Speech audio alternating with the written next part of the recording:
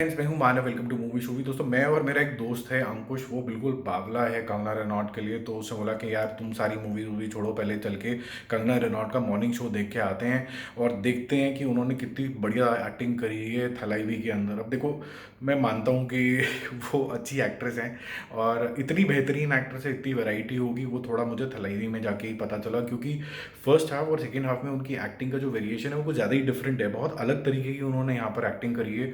पहले first half में वो काफ़ी ज़्यादा चुलबुली हैं, जो जिसे कहते हैं ना, इंग्लिश का एक वर्ड होता है स्मिटन बाय समबडीज पर्सनालिटी। तो एमजीआर की पर्सनालिटी जो कि अरविंद स्वामी ने प्ले किया, बेहतरीन एक्टर, उनसे वो बिल्कुल प्रभावित हो जाती है, उनकी एकदम लॉयलिस्ट बन जाती है और उसी की वजह से शायद वो कहीं ना कहीं एक्ट्रेस भी बनना चाहती होती है। She wants to prove her worth in front of his eyes.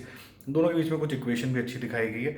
और अरविंद स्वामी बहुत ही बैलेंस तरीके का एक्टर दिखाए गए हैं। He is a super duper star और जिस तरीके से वो अपने आप को कैरी करते हैं, वो उनको पता है कि वो बहुत कॉन्फिडेंट हैं, चाहे वो एज हो रहे हैं, लेकिन फिर भी उनकी पूजा होती है, हर मूवी सुपर हिट होती है। ये सब चीज़ें वहाँ दिखता रहता है।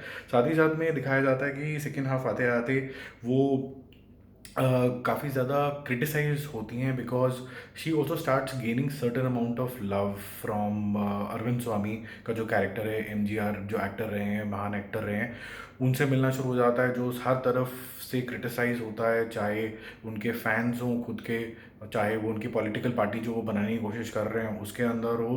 तो काफ़ी प्रॉब्लम होनी शुरू हो जाती है। और सेकेंड हाफ में हम कंप्लीटली डिफरेंट तरीके का रूप देखते हैं। पहले हम ये देखते हैं कि कंगना रनौत काफ़ी हद तक सपोर्ट करने की कोशिश कर रही है अरविंद स्वामी को in his endeavour to be a great politician Tamil Nadu के अंदर।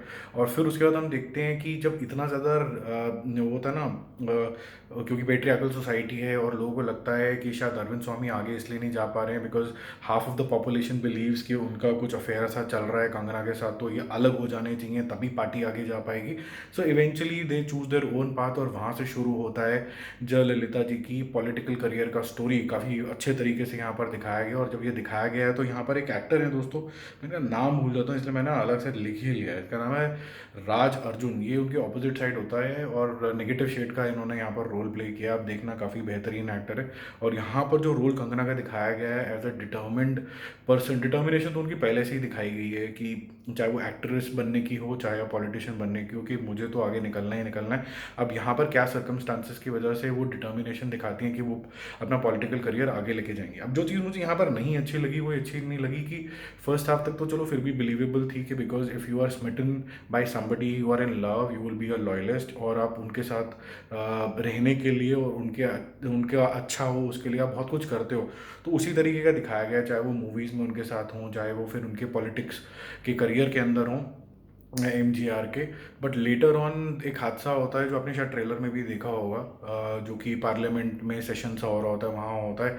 और उसके बाद शी टेक्स एन ओथ और वहाँ पर महाभारत का भी रेफरेंस आता है। अब वो थोड़ा सा ना ओवर द टॉप जाने लग जाता है, वो पता भी नहीं कि एक्चुअली में ऐसा हुआ था कि भी नहीं हुआ था। हम लोग जो north side of the country हैं, जिनको जयललिता जी की कहानी इतनी ज़्यादा नहीं पता है, अब हमें जो बताया जा रहा है हम बिलीव कर रहे हैं, तो पढ़ते हुए तो ठीक ही लगा, काफ़ी इम्पैक्टफुल लगा। और लगा कि एक पावरफुल व्यक्ति था जिसकी हम कहानी देख रहे हैं ऑलमोस्ट बायोपिक तरीके से। और it is well delivered also by Kangana Ranaut, very well acted with full authority, and she is taken like lot of men single handedly so to say, by virtue of her demeanor and by her dialogues also। कुछ dialogue शायद कुछ man को ठीक नहीं लगेंगे, क्योंकि जो लोग ट्रू बिलीवर ऑफ फेमिनिज्म के हैं वो बिलीव करते हैं इन इक्वालिटी। और कहीं ना कहीं जो कंगना के जो डायलॉग्स हैं वो वन साइडेड हैं कुछ सेकेंड हाफ में, जो वुमेन पावर के ऊपर तो हैं, but it not essentially means that it equates main equally, जो थोड़े से आपको ठीक नहीं लगेंगे। अगर आज के ज़माने में अगर आपको फेमिनिज्म का थोड़ा सा एग्जांपल देना, तो लोग जो मेच्योर डायरेक्टर्स हैं, मेच्योर राइटर्स हैं, वो इक्वालिटी की बात करते हैं। बहरहाल उसको छोड़ दें क्योंकि वो एक बहुत माइन्यूट सा पॉइंट है। बट अदरवाइज मूवी जो है वो काफ़ी ज़्यादा हाई ऑक्टेन है, बहुत जल्दी जल्दी चलती है फर्स्ट हाफ में। सेकेंड हाफ में जहाँ पॉलिटिक्स की बात आनी शुरू हो जाती है वो थोड़ी सी ड्रैग लगती है, प्रिटेंशियस लगती है। और ऐसा कई बार कुछ जो कंगना रनौत के ज़्यादा फैंस नहीं हैं उनको ऐसा भी लग सकता है कि शायद कंगना रनौत की जैसे इमेज बनाने की कोशिश करी जा रही है, जैसे मणिकर्णिका में ऐसा बहुत से लोगों ने बोला कि उनकी इमेज को और बेहतरीन बनाने के लिए मणिकर्णिका लिखी थी, और इसी वजह से अब शायद थलाइवी भी उसी डायरेक्शन में जा रही है कि शायद इतना सच नहीं था जितना दिखाया गया है, थोड़ा बढ़ा चढ़ा के बोला गया है। तो कुछ लोगों को लग सकता है ऐसा, बट अगर मैं इसको फिक्शन की तरह देखूँ तो काफ़ी बेहतरीन है, काफ़ी अच्छी स्टोरी है, काफ़ी इम्पैक्टफुल है। Woman taking on such a powerful role is really impressive to see. थोड़े से बैलेंस डायलॉग्स होते तो अच्छा था।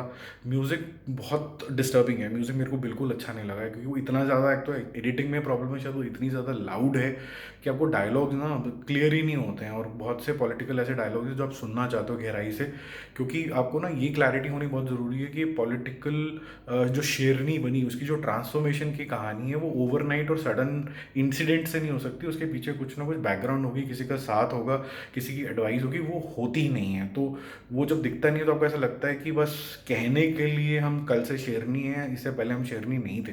तो वो थोड़ा सा मुझे थोड़ा अजीब लगा, जो कि शायद थोड़ा सा करेक्शन पॉइंट हो सकता है, या जेनुइनली ऐसा हुआ तो मुझे जयललिता जी की कहानी पता नहीं है। तो पर्दे पे तो अगर मैं सिर्फ जैसे मैंने बोला फिक्शन की तरह देखूँ तो ठीक ही है यार, बढ़िया है।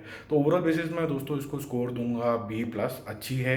सेकेंड हाफ में ऑब्वियसली बहुत से लोगों को ड्रैग लगेगी, कुछ लोगों को कंगना की रनौत की जो एक्टिंग इतनी बढ़िया लगेगी, they will go gaga for this movie and they will say that this is a best performance. Others would feel like that this is again one artificial show to position her in a different better light for her agenda, ऐसा लग सकता है।